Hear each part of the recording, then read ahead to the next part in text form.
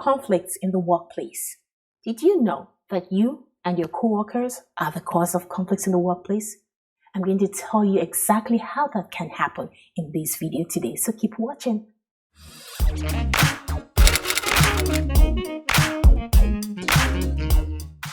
Hello, my name is Goenka Kimade. If you haven't met me before, I'm a speaker and a workplace coach. I help people demonstrate confidence and communicate effectively at work. I also created an online course on confidence, on how to demonstrate confidence as a professional. I'll leave the link in the description below. So if you or anyone you know want to elevate your game and be seen as confident and competent, please check out the link below. So in today's video, I'm talking about the cause of conflicts in the workplace.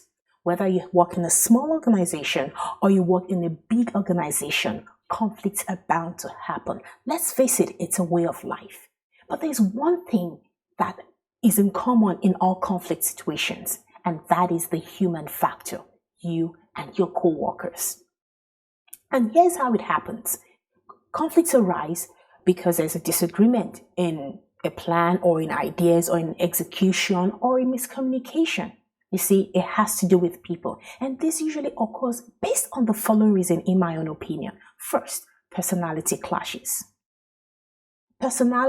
People with opposite personalities often clash if they do not understand that those are their personalities. It's not an intention to work against the other person or to appear rude or to appear dominant or to appear stubborn or difficult. It's just that you work better in one way and the other person works better in another way. I often refer to the big five, which I remember from the acronym OCEAN, and it stands for openness, conscientiousness, extroversion, agreeableness, and neuroticism. You see, there's no good or bad in these traits, but we all have varying levels. Some people have a high level of some of the traits or all of the traits, and other people have a low level. So if you have a high level of one trait and the other person you work with has a lower level of that trait in them, it's possible that you may clash because you don't do things in the same way.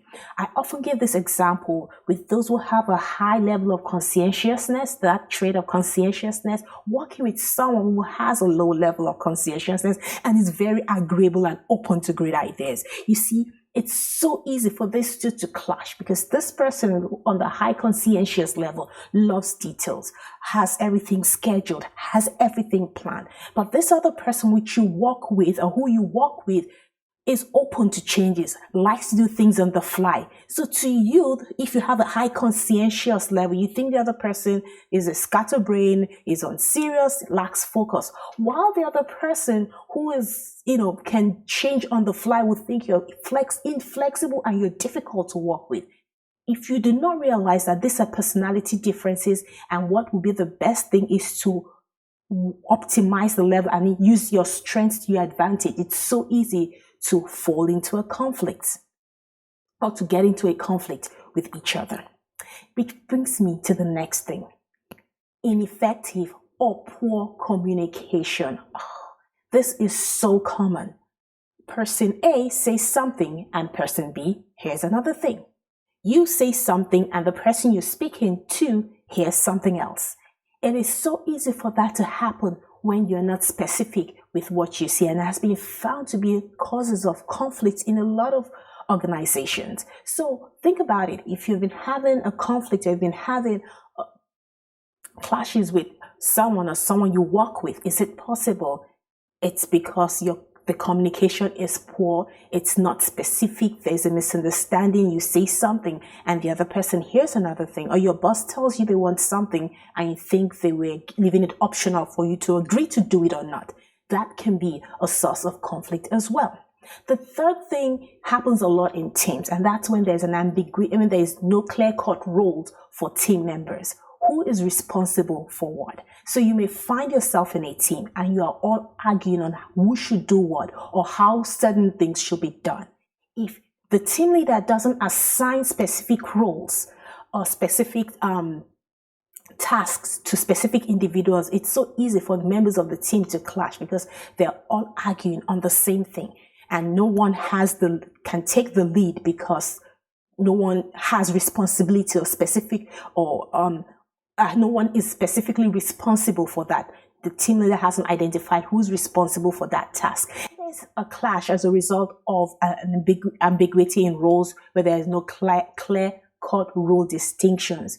You may think the other person wants to dominate and wants his way at all costs, and the other person may just think you're being inflexible and you don't want things to work out in a good way. So if there are no specific roles, it's so easy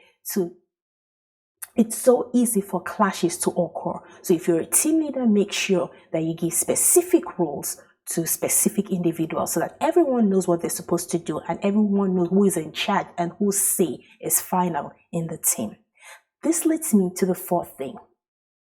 When you do not forget, or when you do not let go of things that have happened in the past. So yes, you had a clash or you had a misunderstanding with a coworker 2 weeks ago, but you're still holding on to it. Not only are you holding onto that episode that happened, you're reacting and you're communicating and relating with that coworker with that in mind, giving that coworker an attitude because something happened between two of you weeks back.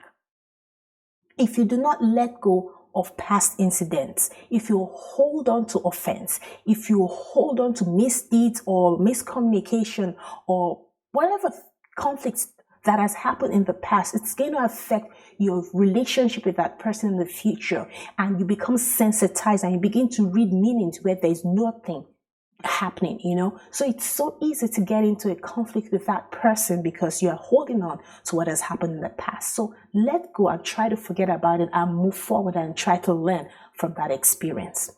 And this leads me to the last thing, which is connected to not letting go. Some ways. Emotional reactions. Have you been in a meeting and someone has an outburst over something they don't like and you're wondering, why are you blowing up over this? It's not such a big deal. And that person looks at the group and feels like you don't understand. This has been happening, and they go on and on and on, and they're having an emotional reaction. This is one thing you should know. When you react purely on emotions, you are most likely not getting across to the people you're relating with. All they're seeing is the blow up and the drama that is happening. So when anything happens, yes, we'll have emotions. Yes, we will be angry. Yes, we will be pain.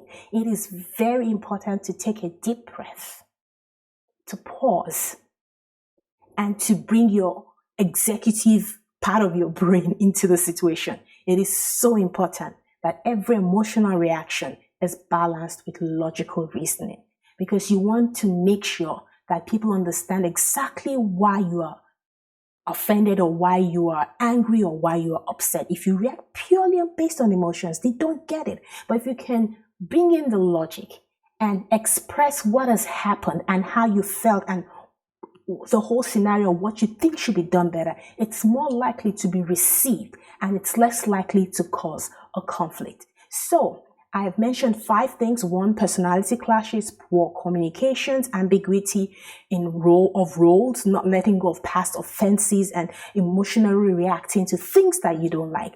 Those are 5 reasons why you and I can be the cause of conflicts in the workplace. Out of those 5 things, which one do you see yourself contributing to at work? Like if there's a conflict at work, which of those 5 things do you think you do that causes a conflict at the workplace? It's a good thing to, do a self-reflection and see what it is that you can change about yourself so that you can get better moving forward.